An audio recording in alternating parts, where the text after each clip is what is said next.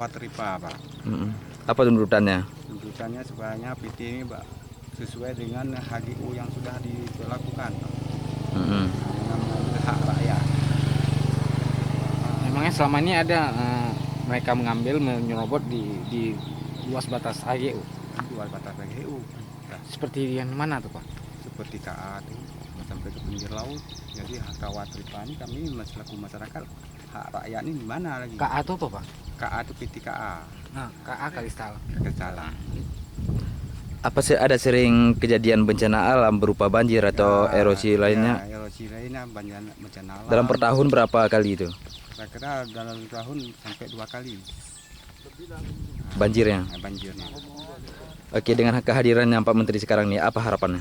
Harapannya kami dari masyarakat supayanya rawa terdepan diselamatkan, karena jangan terjadi erosi ataupun gambut kan itu tanah itu dan longsor tuh dengan dijadikan oleh dibuka paret-paret banyak, jadi kami tenggelam, akhirnya air laut naik ke atas, kami tenggelam di sini, Pak.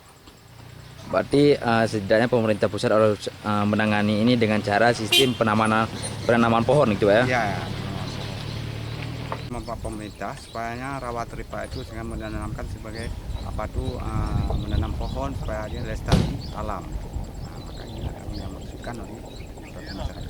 Oke, nama Pak siapa? Nama Pak saya Zainul, Tinggal di di Blangluah.